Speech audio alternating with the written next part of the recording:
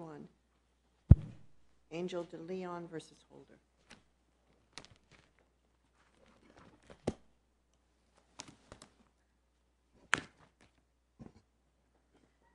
Good morning, Your Honors. Good morning. May it please the Court, I am privileged to represent Mr. Oscar Angel de Leon before you today. This case is about impermissible statutory construction as applied to the factual finding made by the immigration judge and upheld by the Board of Immigration Appeals, specifically the interpretation of the term apprehended at the time of entry as set forth in the eligibility requirements for NACADA relief. This is a question of law, and this honorable court has jurisdiction over this matter and the power to review the lower court's holdings de novo. The facts, as determined by the immigration judge and upheld by the board, are undisputed, and the evidence upon which the immigration judge and the board relied shows conclusively that Mr. Angel de Leon was not apprehended at the time of entry, but rather at some time after his entry. That is, at milepost 9 of Arivaca Road East. Which the record says is 25 miles. The record says it's within 25 miles of the border. That is the construction that the immigration judge gave it in her decision. Agent Huffman, the one who arrested the petitioner, says that the milepost 17, which is where he arrested the petitioner, is within 23 miles of the U.S. border. Milepost 17 and milepost 9 are counted from where? Where's milepost 0? It's not clear from the record, Your Honor, and the maps that were submitted in the record in the immigration court proceedings are not clear on where milepost 0 is. What is clear... But milepost 0 is not the border. It's clear. If milepost 17 is 23 miles from the border, it's not, 0 is not the border.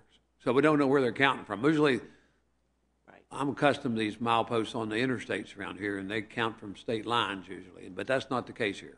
It does not appear to be so, Your Honor. What is clear is that there is no evidence in the record that Mr. Angel de Leon was observed immediately during or immediately after his entry into the United States. To find that he was apprehended at the time of his entry when actually he was not observed until milepost 9 is an arbitrary and unreasonable application of the law. Sorry, go ahead. Who has the burden of proof here? The alien always has the burden of proving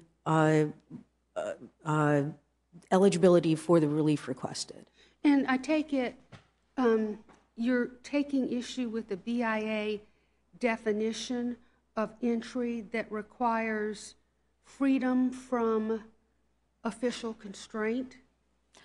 We are not taking issue with the idea of requiring proof of freedom from official restraint.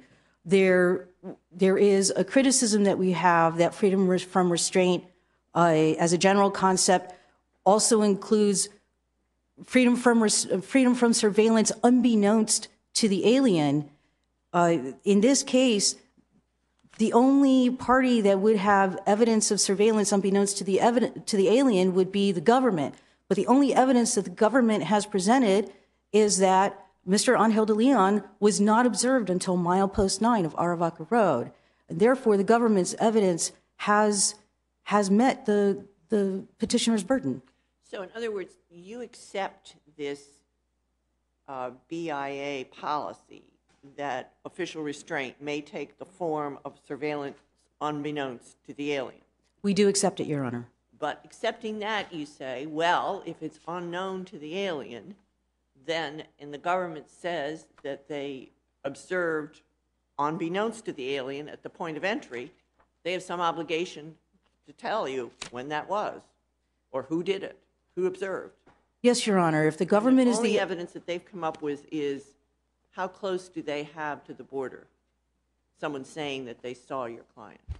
According to Agent Huffman, the arresting Border Patrol agent, he was in his service vehicle around milepost 9 when the truck containing Mr. Angel de Leon passed by, and he was able to observe it. How far is milepost 9 from the border?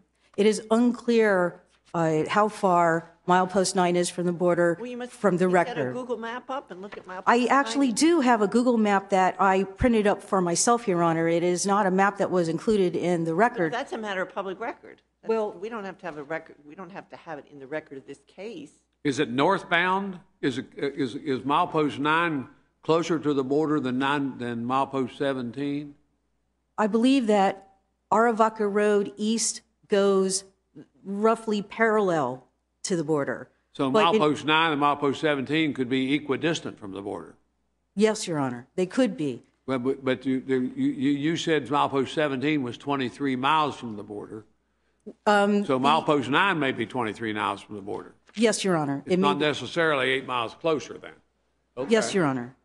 Okay. I'm looking. So they weren't. So the vehicle wasn't moving away from the border. Is that what you're saying? The vehicle was certainly not going towards the border. Right. And if Mr. Angel de Leon's purpose was to be in a truck to take him back to his home in the United States, it was not going towards the border, Your Honor. No, but it wasn't necessarily going away from the border. It could be going parallel to the border, as I understand your submission. Yes, Your Honor. So You looked at 19 your and Google map? Yes, I have it, and according to Google Maps, to walk from the border to mile marker 9 would take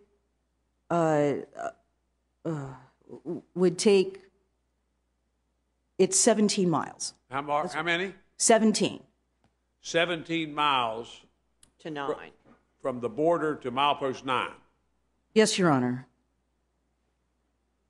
Could I clarify to, you acknowledge that the alien always has the burden of proof as to freedom from official constraint.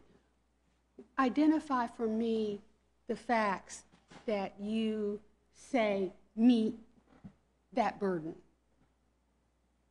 The fact is that the government did not observe Mr. Angel de Leon until milepost 9. There's no evidence in the record that any government agent observed him prior to that time. Is there any evidence that would indicate how long he had been in the United States? Mr. Angel de Leon, At the time he was observed. At the time he was observed, I'm sorry, is there any evidence to indicate that he was in the United States at the time he was You say observed? he was observed at milepost 9. Yes, Your Honor. Is it established that he had crossed the border, or had he been here for 10 years, or He admitted to crossing the border. he admitted to crossing the border? Yes, Your Honor. All right, and he admitted to crossing the border and going directly to milepost 9. Yes, Your Honor. All I right. thought previously there was a whole thing about, there was a whole other story that's now gone. There was some testimony about what happened to him after he was picked up, I see. where he was taken, where he was processed, who processed him. I see, but it's not before. You haven't changed the story about what happened before he was picked up. We are not changing the story that he told at this point. There were some changes in his recitation of his history on that day, but those facts are not the facts upon which the immigration judge and the board relied. They relied only on Agent Huffman's report and the Form I-166C and the accompanying letter that he wrote to government trial counsel during the time of the immigration judge proceeding. Can you understand why I'm having a little bit of difficulty? What you tell me is the alien's, Mr. DeLeon's carries his burden by saying that the government hasn't met its burden.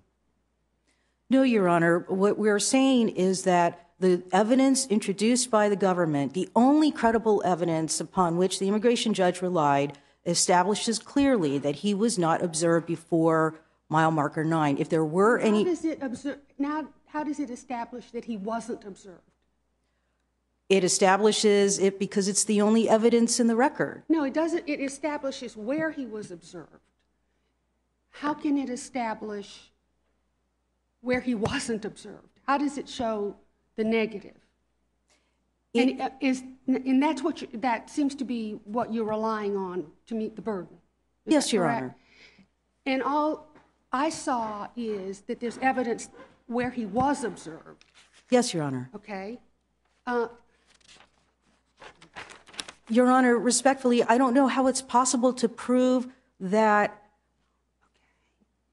somebody was not observed by a government agency prior to the evidence that was entered into the record. Right. But it just all goes back to the burden of proof. What about freedom? What about, I think it's matter of G, that talks about freedom? Yes, Your Honor. To go at large and mix with the population? Yes, Your Honor. Do you accept that standard? I accept that standard, but I am suggesting that matter of G does not apply in this case. Matter of G applies when the facts are not clear, and what we're saying is that the facts are clear. The facts are clear. The government did not observe Mr. Angel de Leon prior to milepost 9. And what do we make of the fact that the IJ found Mr. de Leon not to be credible and that's not contested? That is not contested.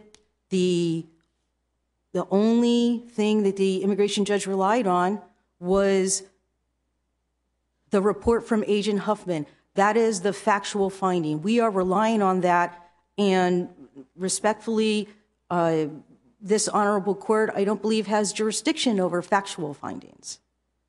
My question was, I wasn't speaking in terms of challenging the factual findings. I was just speaking in terms of the quandary that I'm having with parsing the burden of proof.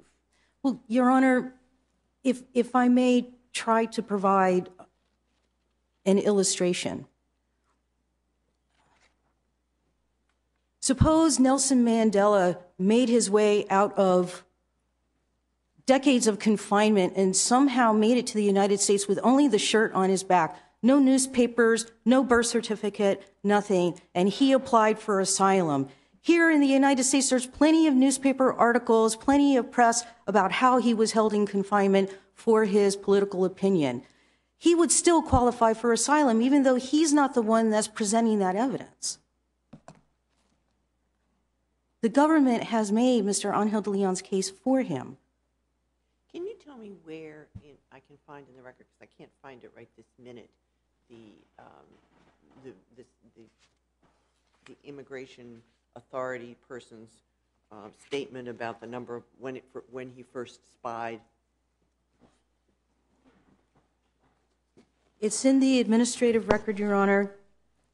At page 1181 is the form G166C, and at 1183 is a follow-up letter from Agent Huffman dated June 3, 2010. Okay. Was the agent ever questioned? The agent was not brought in for in-person testimony, Your Honor. So the government could have called the agent for testimony? Yes, Your Honor. And Mr. de Leon could have called the agent for testimony, I guess. Yes, Your Honor.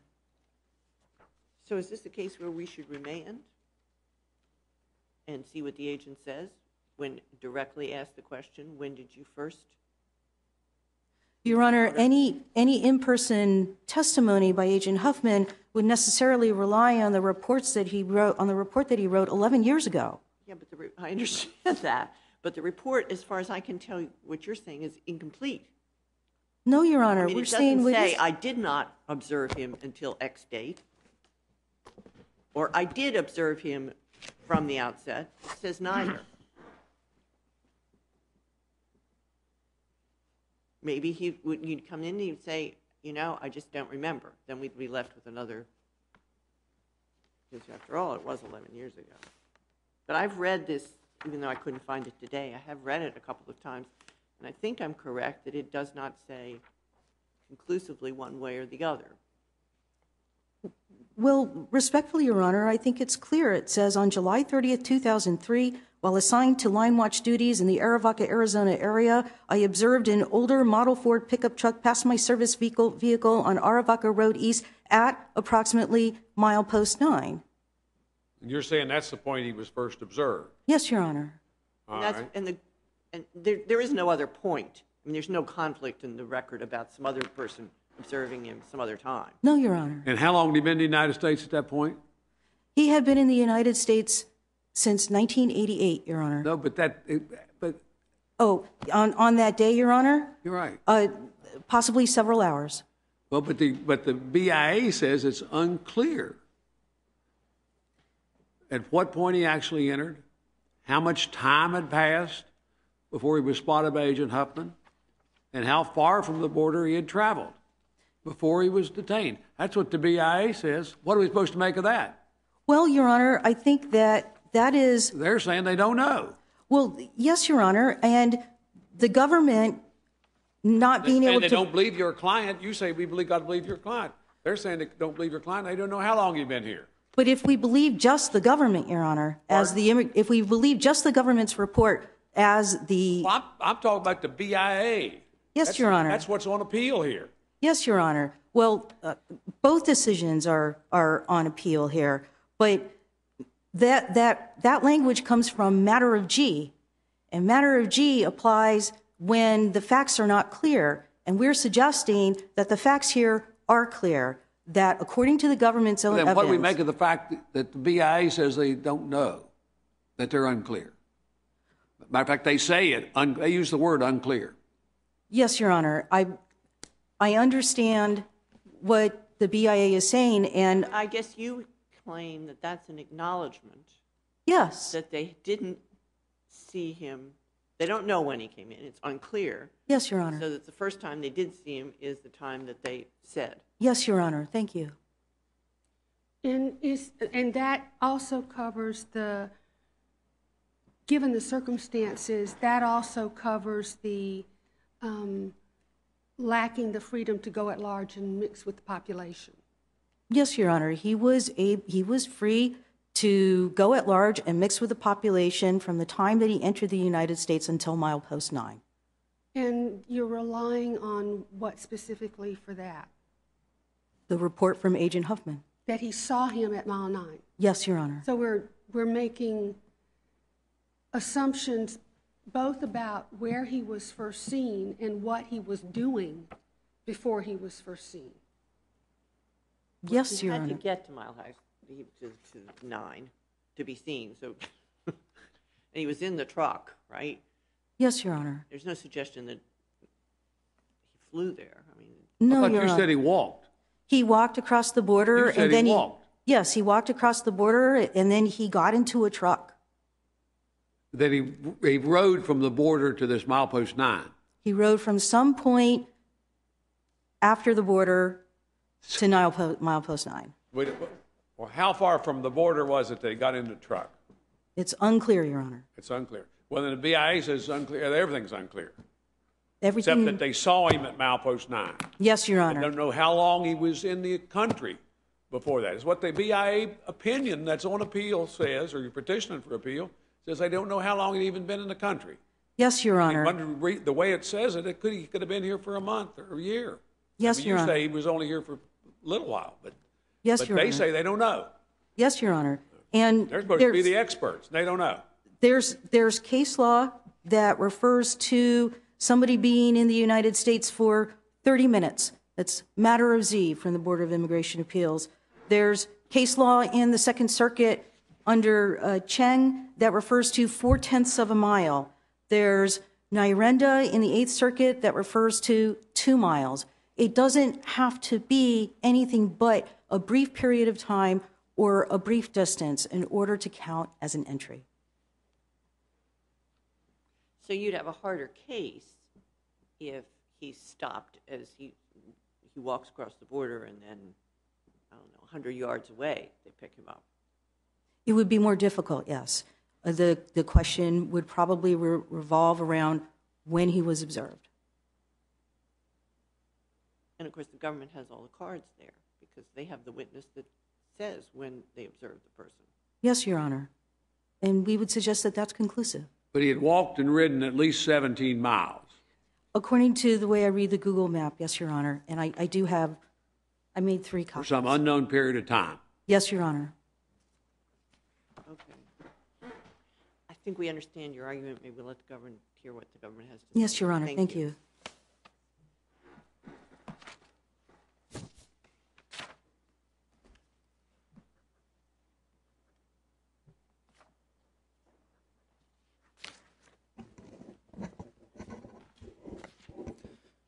Good morning. May it please the court, my name is Jeffrey Least. I'm appearing on behalf of the Attorney General.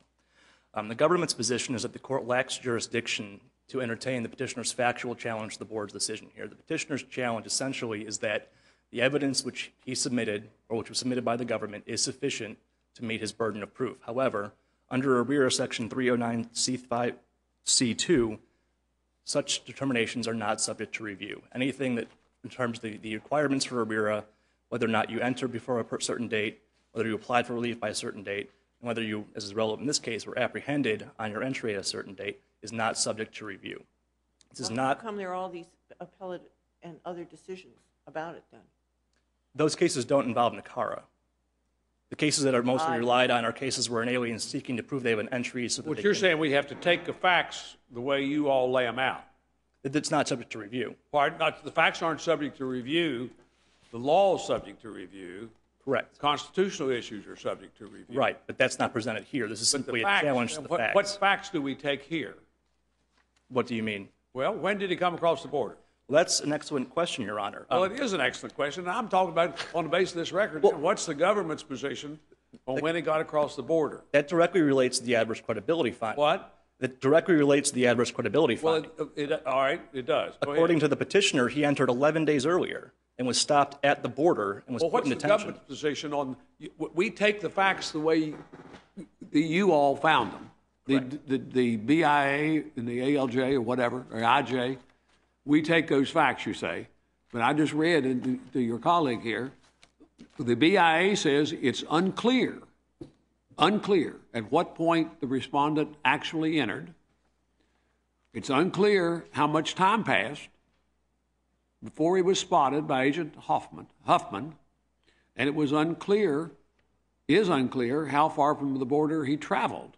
Correct. Before he'd being detained. So is that wrong? No, I think that's the board's point, is that it's simply, on this record, we don't know. Is that those facts incorrect? No, I think that is correct, Your Honor. So we don't know Right. when he came across the border. And that's the alien's burden. I think that's what the And board we is don't concerned know with. how long he'd been there. We know that he was at milepost 17 is all we know. Right. And So he could have come across the border a month earlier. that's the whole point, Your Honor, is we simply Is don't that know. right or wrong?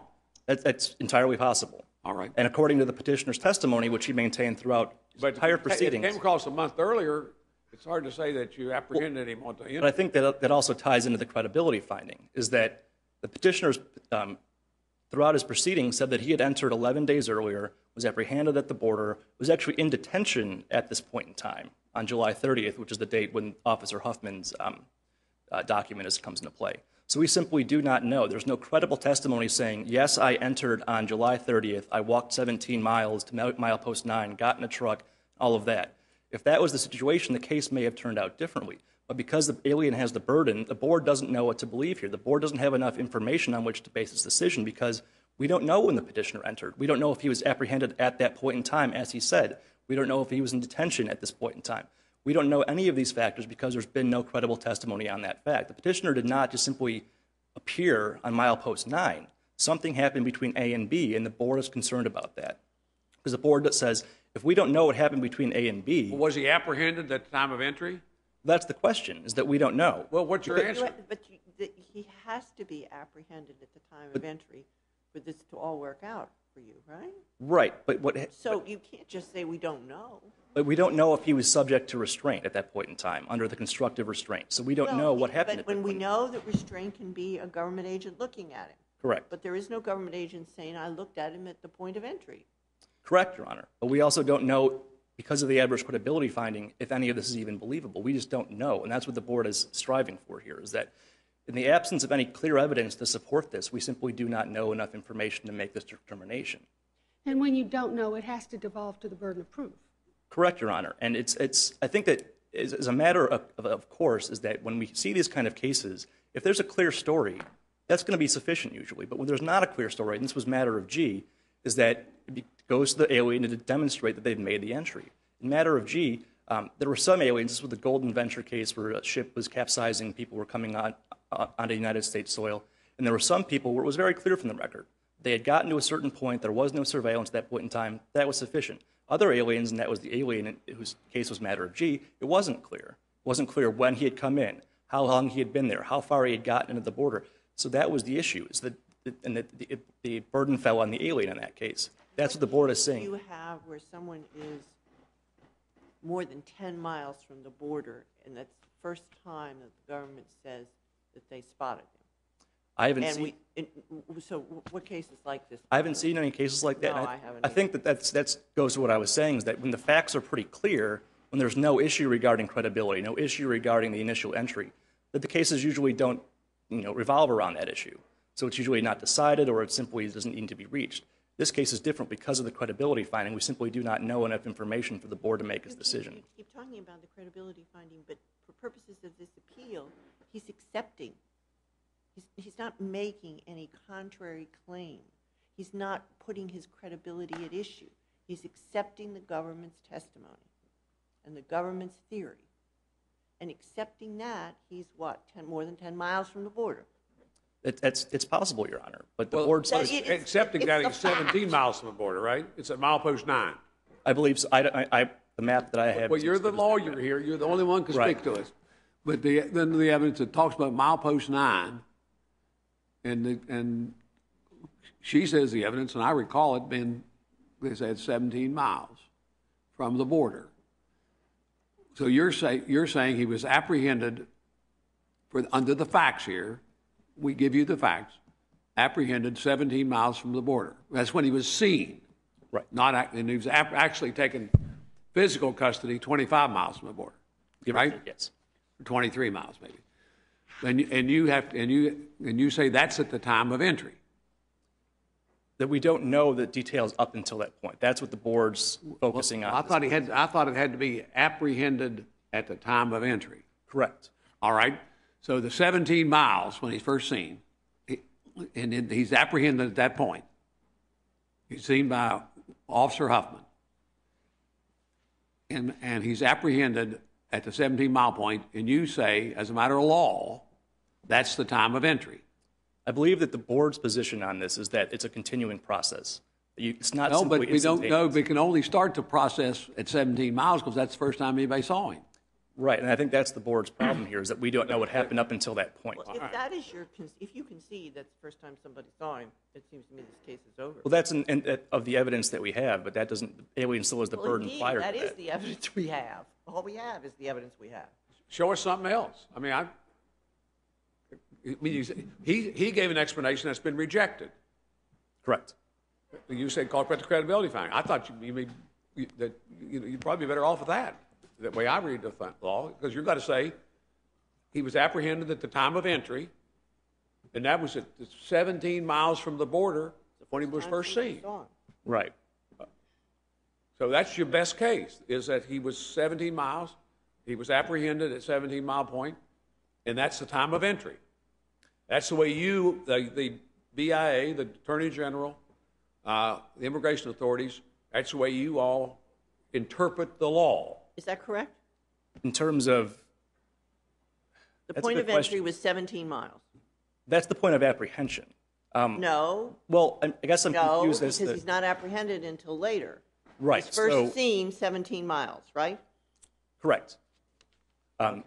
I don't think the board really addressed this spot on, Your Honor. I mean, the immigration judge. But that's got to be the law, as you all interpreted it, that he was apprehended when he was first seen. Well, because that was the time of entry. I think that the So, board's. and we can review errors of law. We can't review asserted errors of fact. We got to take your facts. I'm trying to give you your facts. Correct, Your Honor. You say you don't know what the facts are, but I'm trying to give them to you. Well, right. And if I'm giving them to you wrong, this is your chance to straighten me out, or straighten us out, because we have to give you your facts. And it seems to me that your facts are he was apprehended at the 17-mile point. Correct. Okay. But I And think that's that is under the law, the entry. unless the alien. So the entry was 17 miles from the border. Well, unless the alien was Now, subjected to. your point in this case is the entry was 17 miles from the border when he was first seen. And that constitutes an entry. That's the entry. And so that As a matter of law. Could I just clarify, because it's unclear to me. I thought that the question is apprehension and entry aren't exactly the same thing, that entry is defined as freedom from official constraint, which could have been when he was spotted. Correct. And apprehension may or may not be at that time, but it could Right. be later on. I think- Isn't that, I mean, they're Yes. not identical. I think that's as I what the board is understood it. getting to with its discussion of restraint, is that because they don't know what happened up until he I'm was. giving you that. Right. Well, I think My that. hypothetical. I'm giving you that fact that it's 17 miles when you saw him. Right, he's not under restraint then. But He's that's just under your visual restraint. But that's the. But that counts as entry. Right. The board's That's decision 17 is miles. focused on what happens And before that's that 17 point. miles. And the question is, seems to me, as a matter of law, is the entry at the 17-mile point. As a matter of law, can the entry be 17 miles from the border? I mean, it can be at an airport, so I mean, it can be beyond the actual physical border. The immigration How judge. far? How far? What if he'd first been seen in Nevada? I think that it's. I mean, it's 200 miles from the border. Would that have been the entry too? And certainly is. maybe that's right too. I just, what's the Department of Justice say that entry means? Is it limited to 100 yards? Is it limited to 17 miles? Is this as far as you're ever going to go? Is it limited to 170 miles? I mean, what is it? Well, I mean, the board hasn't spoken to the issue of how far an alien can get into the United States before it counts. A So, lot of these cases have. yeah, but that's been a different issue as opposed to like the freedom from restraint from NACARA. Well, And can I the take, government- I mean, just, can I, a lot of things are getting said, but restraint can take the form of just visual surveillance. Right. Regardless of whether the alien is aware of it. Right. So it doesn't have to be physical restraint. Correct. And I give you that. He was restrained at 17-mile point when he Sure. was seen. Sure. All right.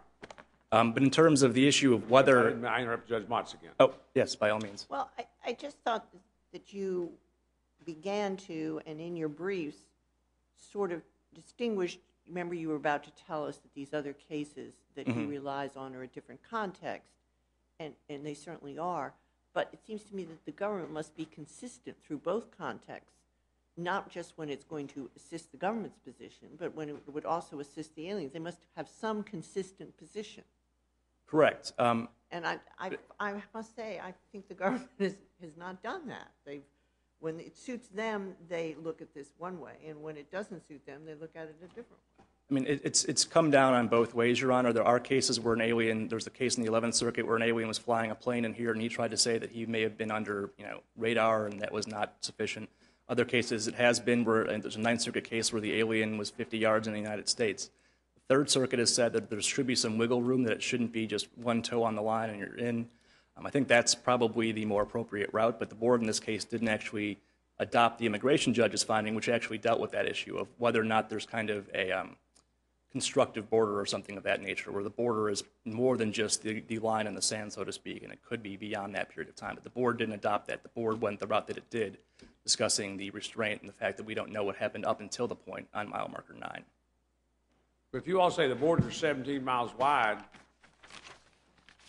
You don't say that. But I don't think the board's saying that. You're not saying the 17. No, the board's not saying that, that this is the starting point.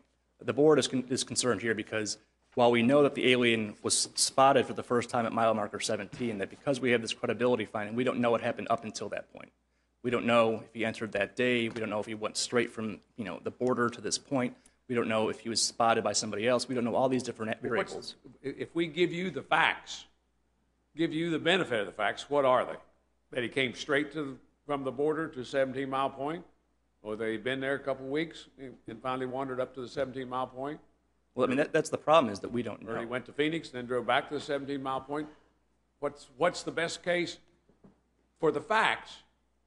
If we have to look at the facts in your favor, what's your best version of it on this record?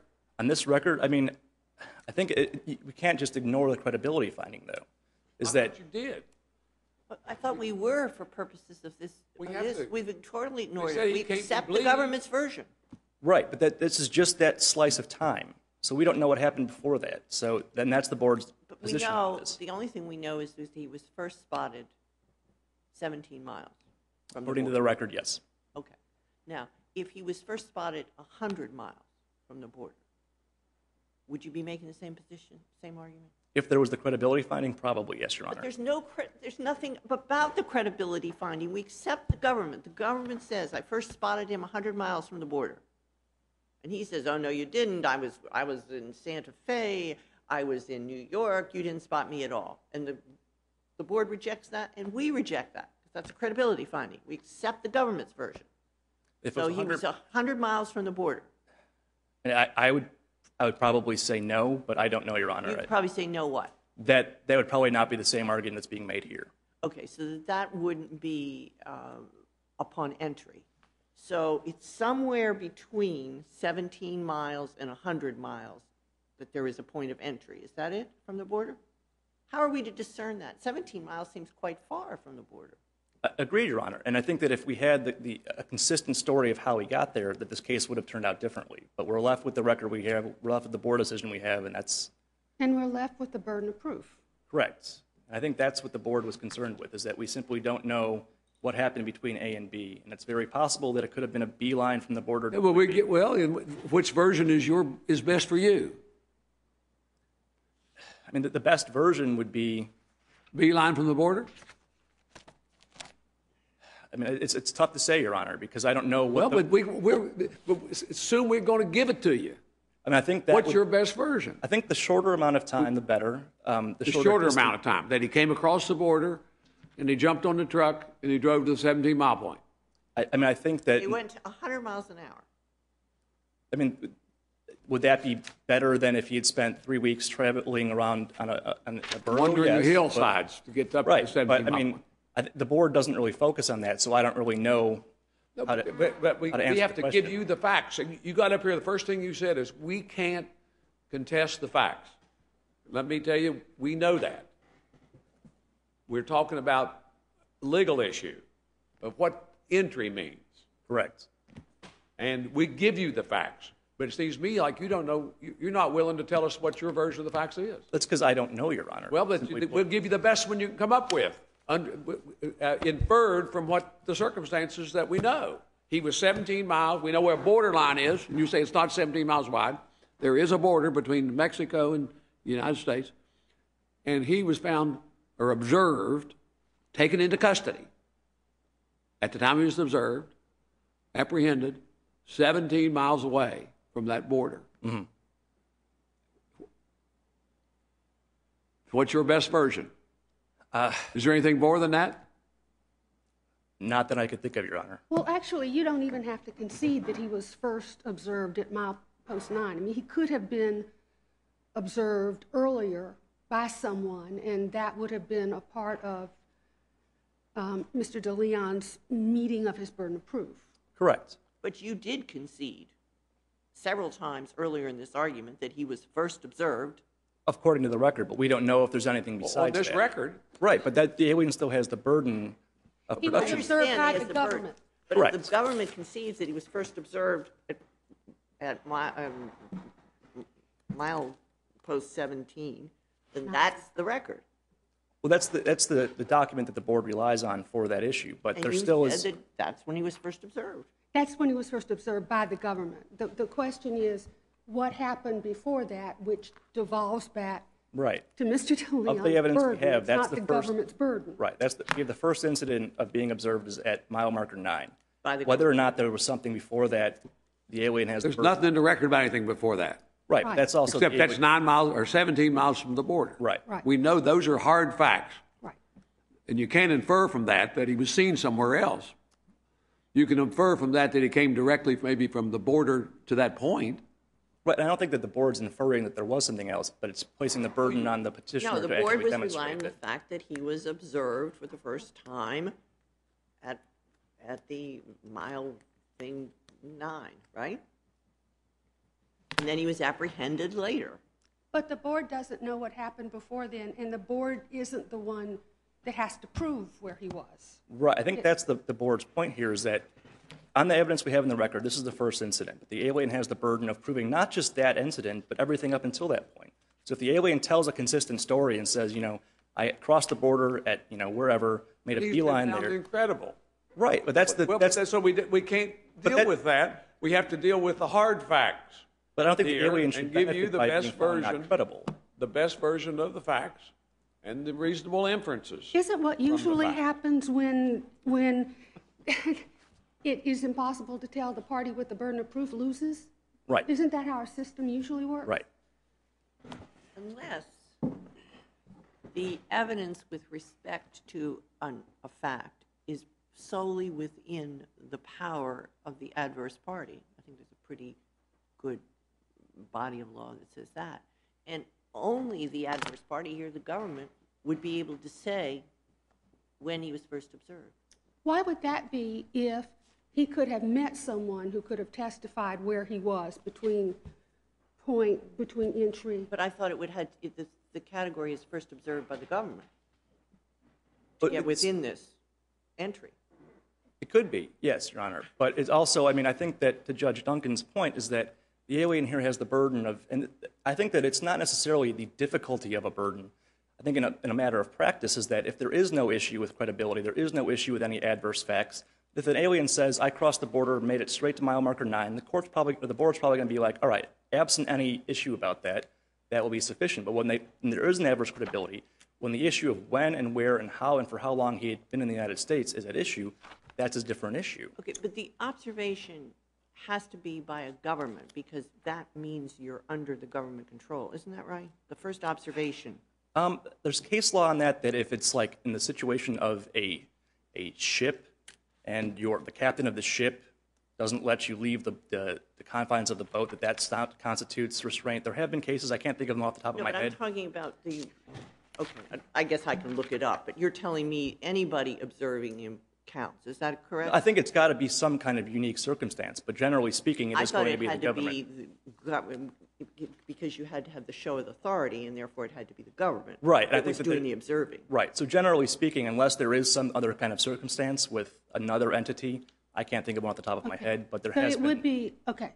So in order for him to be seen, he would have had to have been seen in some official capacity? Is that the answer to the By question? some official. Or by someone in a law enforcement or I quasi-official believe so. If capacity? I had seen him, I'm not sure if that would be sufficient to count as being him under being. If he what? If I had been the one to see him, if I'm just walking across the street and I see him, I don't think that's sufficient. So I think it has Okay. to be somebody of some kind of authority. Okay. Whether or not it has to be a government official in that kind of context of the Border Patrol, I don't know. I don't know if police What's are official sufficient. restraint? Right, So so I you're think it- getting We're the Talk about official. If the involved. deputy sheriff did it, maybe it was deputy sheriff would be all right. I think it should. I think. How about that? I think we understand your argument. Thank you very much. Thank you. Do you have any rebuttal?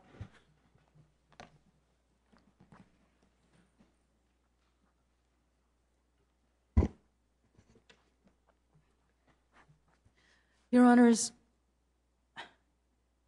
in all this discussion, I'm not sure how much more to add, except to say that logically, if the government doesn't know how and when Mr. Angel de Leon entered the United States, then he could not have been observed.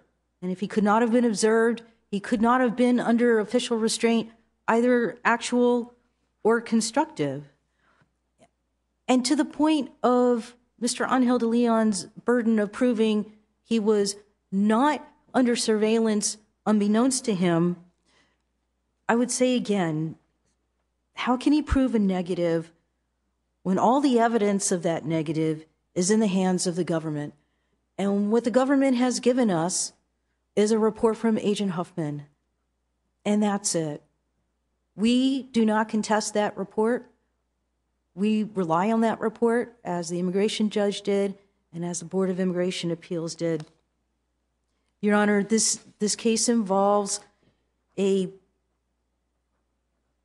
simple issue of the incorrect interpretation and application of the law with respect to the statutory term apprehended at the time of entry to the facts in this matter. We plead with this honorable court to grant relief and hold that the immigration judge and Board of Immigration Appeals erred as a matter of law. Thank you very much. Thank you. We will come down and greet the lawyers and then go directly to our last case.